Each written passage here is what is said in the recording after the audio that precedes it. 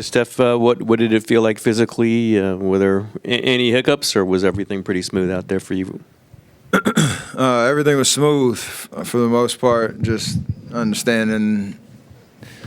It was nice to get back out there. It was nice to feel the playoff vibe again, and obviously it's different, coming off the bench and trying to make the most of the minutes that are appropriate right now, and had to kind of control the adrenaline for those first 6 minutes until I got out there, and everything went fine. And, obviously watching JP do what he did, Draymond bringing the energy, defensive presence, just IQ, Clay getting off to a great start, and then, everybody else stepping up and playing an amazing game. It was nice to just be out there with my guys and step in the right direction. Can you take us through the decision to come off the bench, and do you expect that to continue into game two? I have no expectations on what's next. We're always trying to figure this out because this is kind of a tough situation to deal with in terms of the quick ramp up that I've had, and and this is the playoff type intensity and atmosphere. But I learned a lot just from even just watching Clay's come back, knowing there's a energy to start in terms of this. That's what I do. It's what I expect. But there's also like, how can you make those minutes the most impactful? And when I watched him go through it when he came back, that's a long time he was sitting. The end of the first and most of the second, and you're trying to find a rhythm. So I want to play kind of, I guess, a constant pace throughout the game, and knowing what my allotment was, that coming off the bench and playing those 6 minutes to end every quarter was probably the right move. And we'll see what happens with me and Rick's conversations with how I come out the game and respond tomorrow and into Monday. Got to first say, impressive jacket, coat. Are you able to visualize the potential for the three-guard lineup when you guys are out there with Wiggs and Draymond, and just how good it might be able to be? I mean, you look at it on paper, you look at what we all can do, there's just a lot of space on the floor. And a lot of shooting, a lot of playmaking. And if we can defend and rebound, you push in transition, like, it's really hard to guard us. So technically, I guess we're undersized, but you have to bring a defensive force and effort and energy, and then you can, again, just turn that into an advantage on the other end of the floor. See JP be able to make plays in the pick and roll with me and Clay spaced and Draymond setting and Wiggs slashing, like, kind of, it checks a lot of boxes off on the list of, like, what would you want for a potent offensive, lineup. So if we can do the job defensively, it puts us in a good position to make teams kind of pay on the other end. We had talked about that group for a while. I don't know if you maybe played a couple minutes before this one together. Did it feel natural? I mean, Jordan came in and just went boom, boom, boom, boom, boom with you guys. Was it natural? Did it take a little adjustment? What was the feeling like?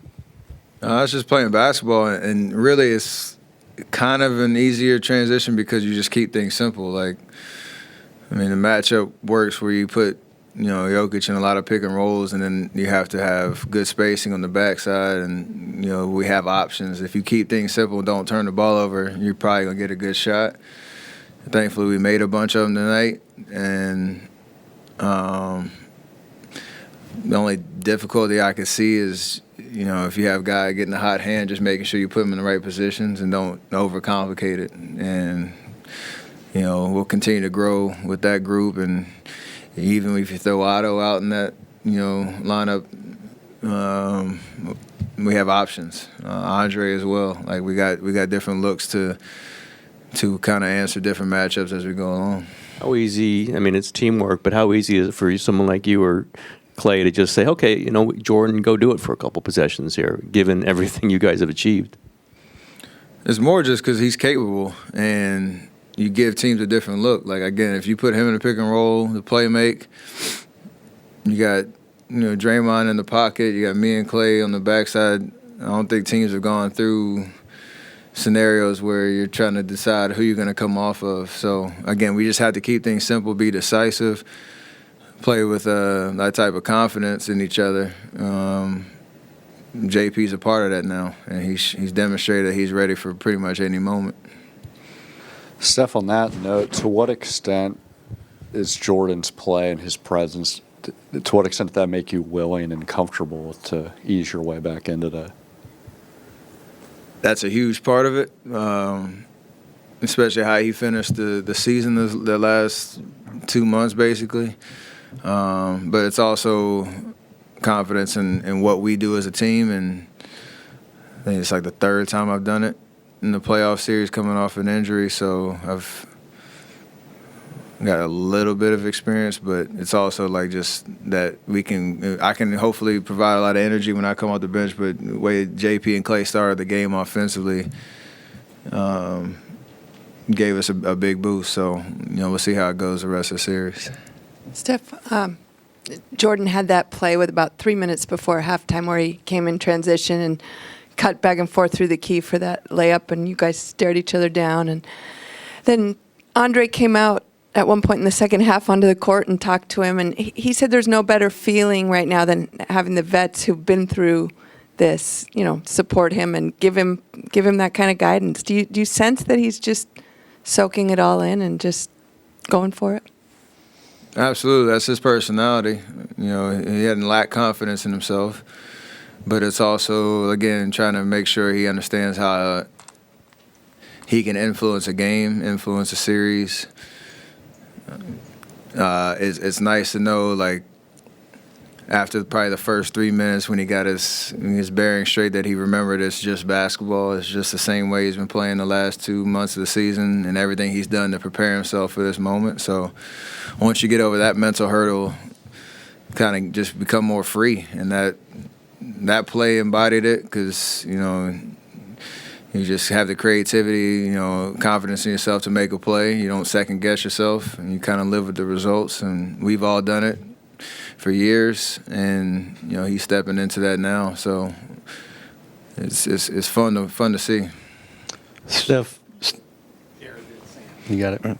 Steph, you had mentioned the other day that a big part of the rehab process for this injury is just managing it. What does that look like for the next 48 hours? I mean, a lot of ice.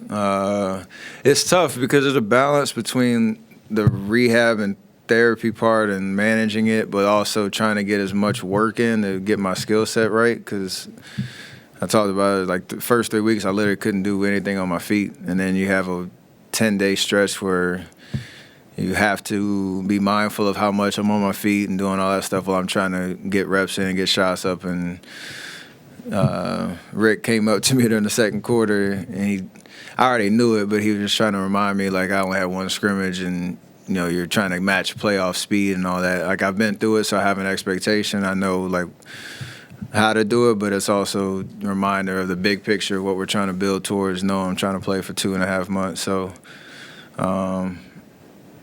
yeah, it's a tough balance because tomorrow, like, I'd love to just go get shots up and all that, but got to clear some hurdles first. Steph, it's one game, and this is one series, so that's my disclaimer. But I'm curious about your perspective on the bigger picture. If you go back to regular season, you guys come out the gate like crazy, and so title contention becomes part of the conversation immediately.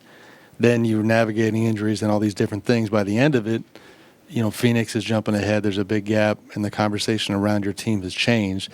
Did you need a game like this where you see how dynamic these guys can be together? Because you're not just beating the Nuggets, you're taking it to them in the kind of way that if you can replicate that, then you have that swagger back where there's one goal in mind. I mean, does it change the outlook at all? For the guys that have been there and understand what that journey is like, and at this stage of the season and the playoff chase, like, yeah, you start to kind of think about, like, what's next. That is because we've been there and we know there's no guessing, but it's also like a reminder that this group hasn't done it yet. And so no conversation in the locker room or in our practices, our preparation is about anything other than how do you win game one, how do you win game two coming up Monday, and then take it from there. That's the only way we're going to get to where we want to go. So, yes and no. Like, What about for you, though? Like, you look at the box, and you're like, I'm still finding my way back. I'm coming off the bench tonight. And you know, for you, this is a blow. I mean, you're getting comfortable. But then you took it to him. I mean, that's a pretty good sign, no? it's a great sign, but it's if you look at years past in our runs, even from 2015, you know, that first year, like we swept New Orleans and then we were down 2-1 the next series and had to, you know, face a little adversity. So you know that's coming at some point. And how we'll respond, we'll see. But right now, it's just literally about, I guess, yeah, to your point, taking that confidence from game one. How do you double down on that next game? You know, find kind of your niche plays, your go-tos, pet plays that you want to form an identity around, whatever lineups are going to be the most potent, and then hopefully when you look up, you got 4 wins in this first round, and you're starting to go back to the drawing board and understand the challenge only gets harder. So, yeah, there's a good energy and a good belief in what we're doing and that we can be that team, and it's not just talk, but at the same time, this team hasn't done it yet, so we can't get too ahead of ourselves.